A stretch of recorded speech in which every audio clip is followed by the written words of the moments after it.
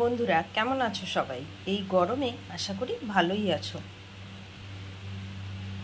তো আমার চ্যানেলে তোমাদের সবাইকে স্বাগত জানাই।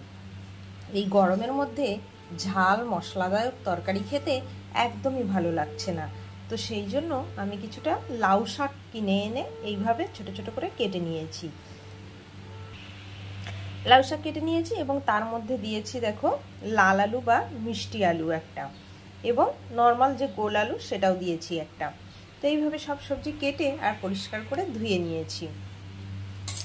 আর এখানে কিছু কুচো চিংড়ি পরিষ্কার করে বেছে ধুয়ে রেখেছি।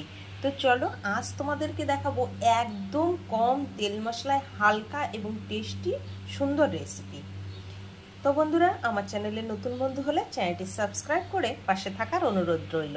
চলো চটজলদি দেখে নিয়ে এবার রেসিপিটা। তো দেখো, প্রথমে গ্যাস ধরিয়ে গ্যাসে একটা কড়াই বসিয়ে নিয়েছি এবং কড়াইটা একটু গরম করে নিয়েছি। এবার সামান্য একটু সরিষার তেল দিয়ে দেব। দিয়ে প্রথমেই চিংড়ি মাছটাকে ভেজে নিতে হবে।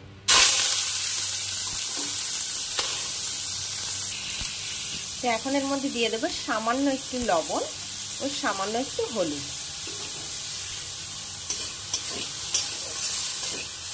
যারা কম তেল মশলার খাবার পছন্দ করো তারা অবশ্যই আমার চ্যানেলটা সাবস্ক্রাইব করে রাখো। আমি এখন বেশ কিছুদিন একদমই কম তেল মশলা হালকা সবজি বলো বা যে কোনো রেসিপি বানিয়ে তোমাদেরকে দেখাবো। তো দেখো চিংড়ি মাছটা ভাজা হয়ে গেছে, এখন এটা নামিয়ে নেব। তো দেখো চিংড়ি মাছটা নামিয়ে নিয়েছি। এখন ওই কড়াইতেই আর একটু তেল দিয়ে দেব।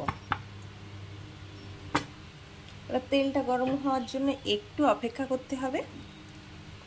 তেলটা গরম হয়ে গেলে হাফ চামচ গোটা জিরে ফোড়ন দিয়ে দেব। এখন এর মধ্যে কেটে রাখা সবজিগুলো দিয়ে দিতে হবে।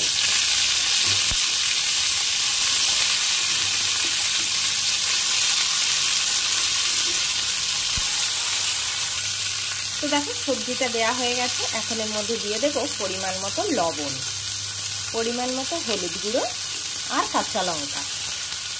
তোমরা যে পরিমাণে কাঁচা লঙ্কা মানে ঝাল খেতে পছন্দ করো সেই পরিমাণে লঙ্কাটা দিয়ে দেবে। দিয়ে এখন ভালোভাবে নেড়ে চেড়ে গ্যাসের আঁচটা কমিয়ে 4 থেকে 5 মিনিট খুব ভালো করে ভেজে নেবে সবজিটাকে।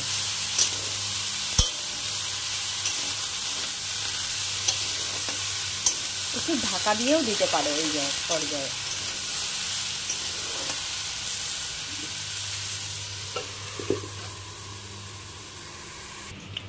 তো দেখো বন্ধুরা, 5 মিনিট পরে চলে এসেছি এবং শাকগুলো দেখো নরম হয়ে মজে গেছে।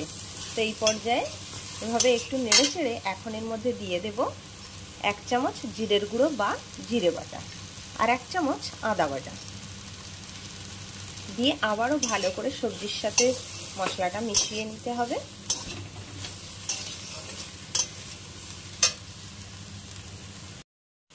তো দেখো মশলাটা দিয়ে নেড়ে চেড়ে ভেজে নেওয়ার পরে এখন আমি ভেজে রেখেছিলাম চিংড়ি মাছ, সেই চিংড়ি মাছটার মধ্যে দিয়ে দেব। দিয়ে নেড়ে চেড়ে মিশিয়ে পরিমাণ মতো জল দিয়ে দিতে হবে। তোমরা যদি চাও, যদি চিংড়ি মাছ না থাকে তোমাদের কাছে, তাহলে কিন্তু ঠিক রান্নাটা এভাবে করবে, জিরের গুঁড়োটা বাদ দিয়ে তোমরা এখানে পোস্ত বেটে ব্যবহার করতে পারো এবং গায়ে গায়ে করে রান্না করলে সেটাও কিন্তু খুবই সুন্দর লাগে খেতে। তো দেখো আমি এখন পরিমাণ মতো জল দিয়ে নেড়ে চেড়ে পুরো রান্নাটা হওয়ার জন্য অপেক্ষা করব। এখন একটা ঢাকনা দিয়ে ঢেকে দেব।